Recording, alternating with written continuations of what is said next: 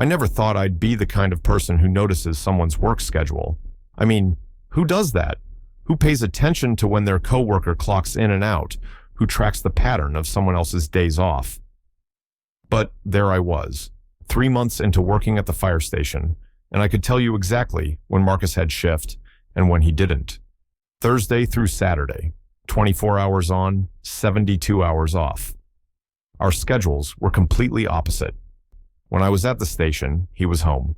When he had shift, I was off doing whatever it is single guys do with their free time, which in my case meant a lot of Netflix and pretending I had a social life.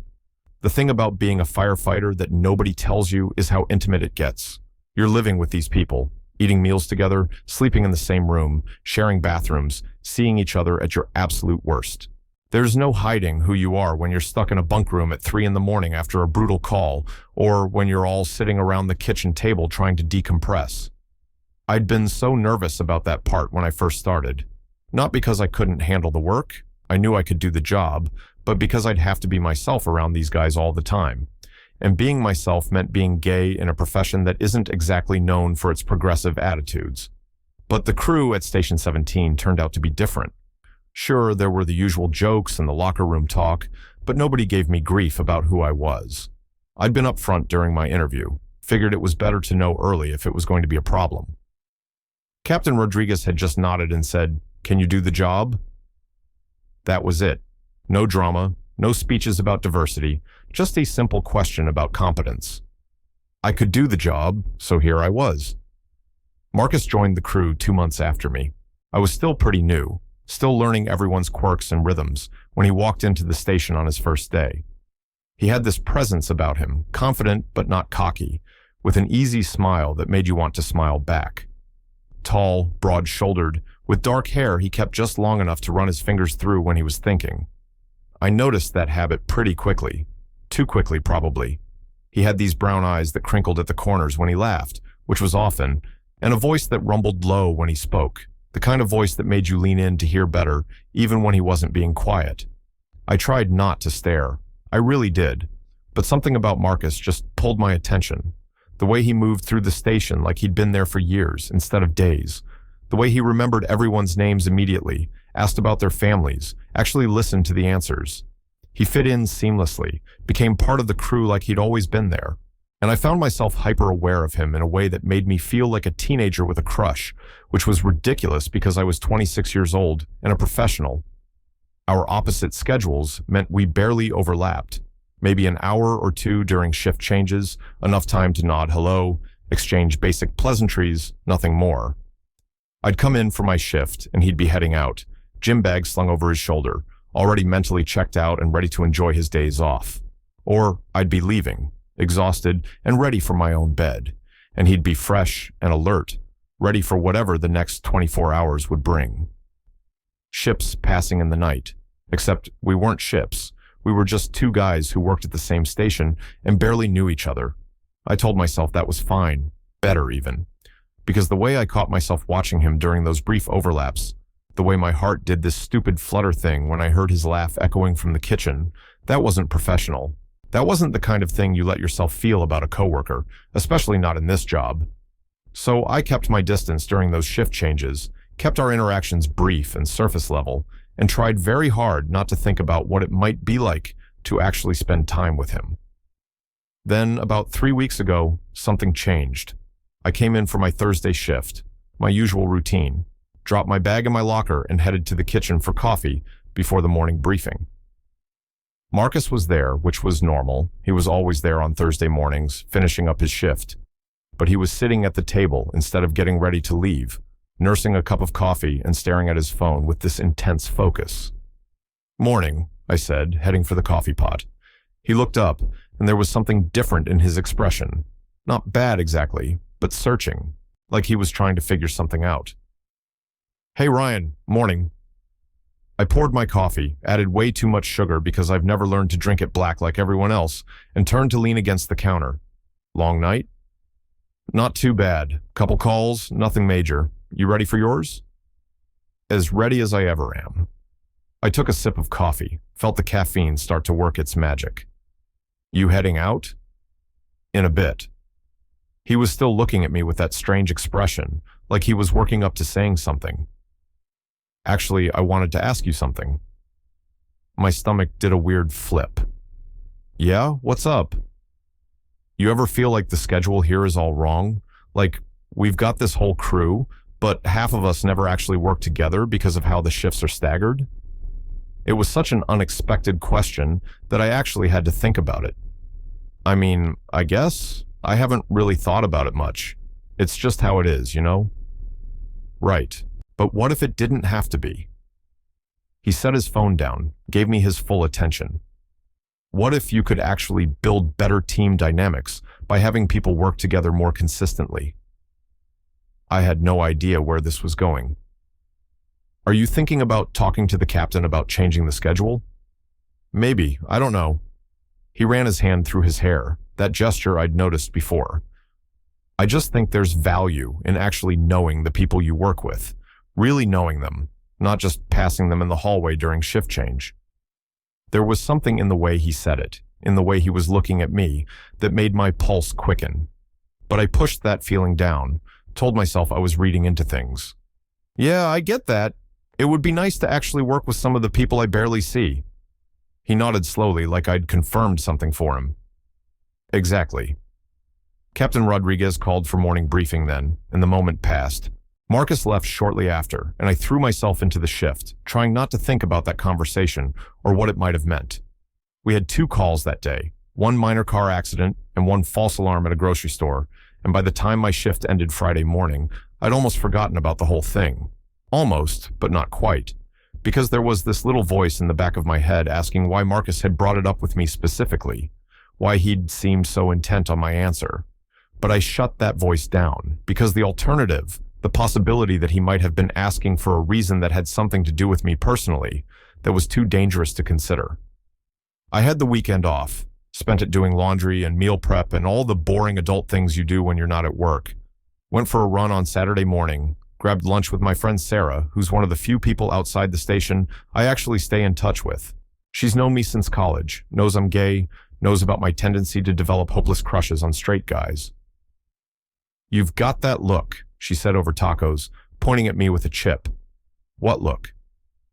The look that says you're into someone you shouldn't be into. I tried to deny it, but Sarah knows me too well.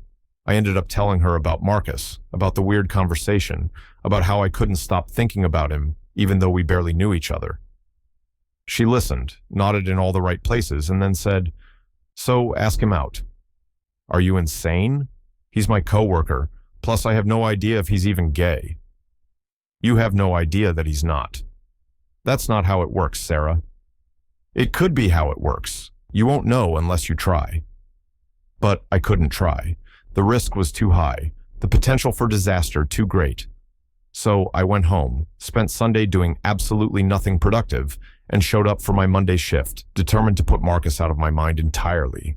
Except Marcus was there, on Monday, when he shouldn't have been there. I stopped dead in the doorway of the bunk room, my bag half off my shoulder. "What are you doing here?" He looked up from where he was making his bunk, that easy smile spreading across his face. "Hey, Ryan. I switched shifts with Patterson. I'm on Monday through Wednesday now." My brain struggled to process this information. "You switched? Why?" He shrugged, but there was something deliberate about the casualness of it. Felt like a change. Patterson wanted my schedule anyway, so it worked out for both of us. Monday through Wednesday. The same schedule as me. We'd be working together now, sleeping in the same bunk room, eating meals together, actually spending time together instead of just passing in the hallway. My heart was hammering so hard I was sure he could hear it. "Oh," I said, because apparently that's all my brain could come up with. "Cool." "Yeah." He went back to making his bunk, tucking the corners in with military precision. Figured it would be good to actually work with different people, mix things up. I forced myself to move, to walk to my own bunk and start my usual routine. But my hands were shaking slightly as I unpacked my bag, and I couldn't stop sneaking glances at him. He'd switched shifts. He'd deliberately changed his schedule to match mine. And maybe that didn't mean anything. Maybe it was exactly what he said, just wanting to mix things up and work with different people. But maybe, just maybe, it meant something more. The shift was different with Marcus there. Better, if I'm being honest. He had this way of making everything feel less heavy, less serious. When we got called out to a kitchen fire at 2 in the morning, he kept everyone's spirits up with terrible jokes during the ride back. When one of the guys, Jenkins, was having a rough day because it was his kid's birthday and he was missing the party, Marcus organized an impromptu celebration at the station, complete with a grocery store cake and off-key singing. He just made things better by being there. And I got to see all of it now. Got to witness how he interacted with the crew, how he diffused tension with humor, how he was always the first to volunteer for the worst tasks and the last to complain about anything. He was good at the job, really good, but more than that, he was good for the team. I understood why everyone liked him so much, but what I didn't understand was why he kept finding excuses to be near me. During downtime, he'd settle into the chair next to mine in the common room. During meals, he'd sit across from me at the table. When we were doing equipment checks, he'd partner with me even though he could have worked with anyone. It was subtle enough that nobody else seemed to notice, but I noticed. I noticed everything about him, and the more time we spent together, the harder it became to ignore the way I felt. We were cleaning the engine bay on Tuesday afternoon, just the two of us while the rest of the crew handled other tasks, when he brought it up again. "So," he said, scrubbing at a spot on the truck, "you ever think about what you'd be doing if you weren't a firefighter?" I paused in my own cleaning. Sometimes. I mean, this is all I've ever wanted to do, but sure, I think about it. Why? Just curious, trying to get to know you better. There it was again, that directness that caught me off guard. Get to know me better? Yeah. He looked over at me, completely sincere. We work together now. Seems like we should actually know each other. Right, yeah, that makes sense. I went back to scrubbing, trying to calm my racing thoughts. I guess if I wasn't doing this, I'd probably be teaching. I thought about it in college, getting my education degree. Teaching what? History, maybe. Or English. I liked both. You like books? Love them. Always have. He grinned. Me too. What kind? And just like that, we were talking. Really talking. Not just surface-level small talk, but actual conversation about things that mattered. He told me about growing up in Colorado, about how he'd wanted to be a firefighter since he was 8 years old and saw firefighters rescue his neighbor from a house fire. I told him about my family, about coming out to my parents when I was 19 and how terrified I'd been. He listened to that without judgment, just nodded and said, "That must have taken a lot of courage." It did, I admitted. Still does sometimes. I bet. There was something in his voice, something I couldn't quite read. But you did it anyway. That's what matters. We finished cleaning the engine bay, but the conversation continued. Over dinner that night, we discovered we'd both seen the same obscure foreign film and had opinions about the ending. During a quiet moment around midnight, we ended up talking about music, about concerts we'd been to, about that universal experience of hearing a song that just hits you in the chest. And when we finally headed to the bunk room around 2, after a call to help an elderly man who'd fallen, I realized I'd spent almost the entire shift talking to Marcus, and it had been the best shift I'd had in months. I lay in my bunk that night, listening to the sounds of the station settling, the soft breathing of the other guys, the distant hum of traffic outside. Marcus was in the bunk across from me, close enough that I could hear when he shifted position. I stared at the ceiling and tried to figure out what was happening, because something was definitely happening. I just didn't know what. Wednesday morning came too quickly.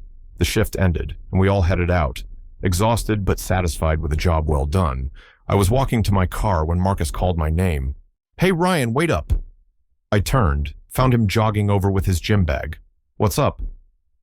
"So, we've got the next 4 days off, right?" "Yeah." "You have plans?" My heart was doing that stupid flutter thing again. "Not really. The usual, I guess." "Why?" He shifted his weight, and for the first time since I'd met him, he looked uncertain. "I was thinking maybe we could hang out sometime, outside of work, if you want." I stared at him, trying to process what he was asking. "Hang out?" "Yeah, like get coffee or see a movie or something, just, as friends." He added that last part quickly, but something in his expression suggested it wasn't quite the whole truth. Every instinct I had was screaming at me to be careful, to protect myself, to not read into this more than what it was. But there was something about the way he was looking at me, hopeful and nervous and genuine, that made me throw caution to the wind. "Sure," I said. "I'd like that." His face lit up. "Yeah, cool. Are you free tomorrow, Thursday?" "I can be." "Great. There's this coffee shop I know, makes the best lattes in the city. Want to meet there around 10? "Sounds perfect." He gave me the address, and we stood there for a moment longer, neither of us quite ready to leave.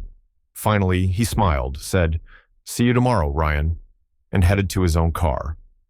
I watched him go, my mind spinning with possibilities and questions, and a cautious, fragile hope. I called Sarah as soon as I got home. He asked me to hang out. "The firefighter, Marcus?" "Yeah, coffee tomorrow." "Oh my God, Ryan, that's amazing." "It's just as friends," I said quickly. He specifically said as friends. "Uh-huh. And did he switch his entire work schedule to match yours as friends too?" I hadn't told her about that part yet. When I did, she actually squealed. "Ryan, he's into you. He has to be into you." "You don't know that. Maybe he really does just want to be friends." Nobody switches their work schedule for someone they just want to be friends with. Trust me on this. But I couldn't let myself trust it, not completely. The risk of being wrong was too high, so I spent the rest of Wednesday trying not to think about it too much, failing miserably, and eventually giving up and just accepting that I was going to be a nervous wreck until 10 o'clock Thursday morning. I got to the coffee shop 15 minutes early, because apparently I'm incapable of being fashionably late when I'm nervous. It was a small place, cozy and warm, with mismatched furniture and local art on the walls. The kind of place that felt like a secret, like you had to know about it to find it. I ordered a latte and found a table by the window, watching the street and trying to calm my nerves. Marcus arrived exactly at 10, spotted me immediately, and smiled. He was wearing jeans and a Henley, casual and relaxed, and somehow even more attractive than he was in his uniform.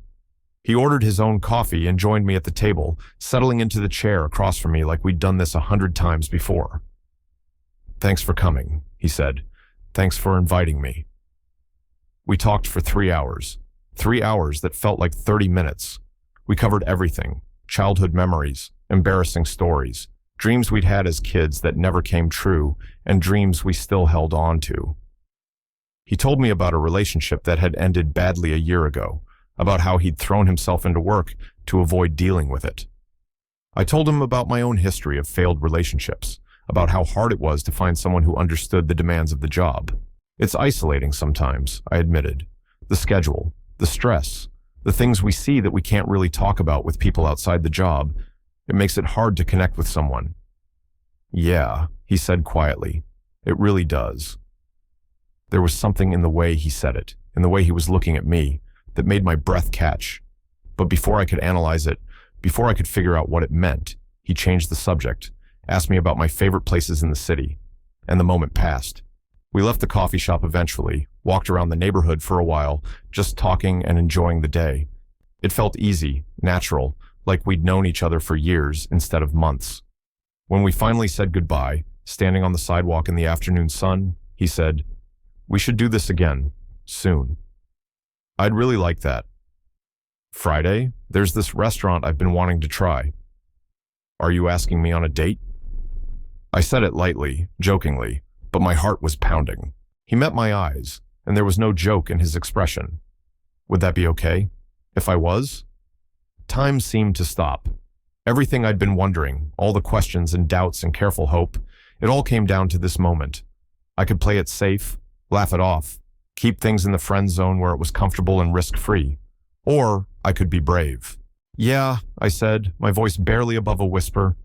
"That would be more than okay." His smile was like sunrise, warm and bright and full of promise. "Good, because I've been trying to work up the courage to ask you out since the day I met you."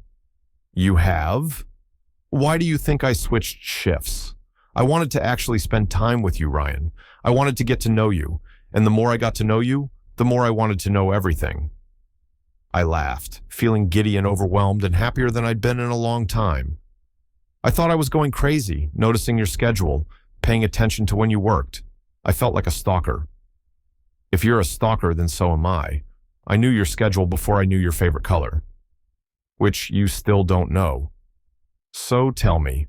I want to know everything, Ryan. Your favorite color, your worst fear, what you think about at 3 in the morning when you can't sleep. I want to know all of it. Blue, I said. My favorite color is blue. Like your eyes. They're more gray than blue. They're beautiful. We stood there on the sidewalk, grinning at each other like idiots, and I felt something settle in my chest, something that felt like coming home. That was 3 weeks ago. We've been on 5 dates since then. Real dates where we hold hands and kiss goodnight and slowly figure out what this thing between us is.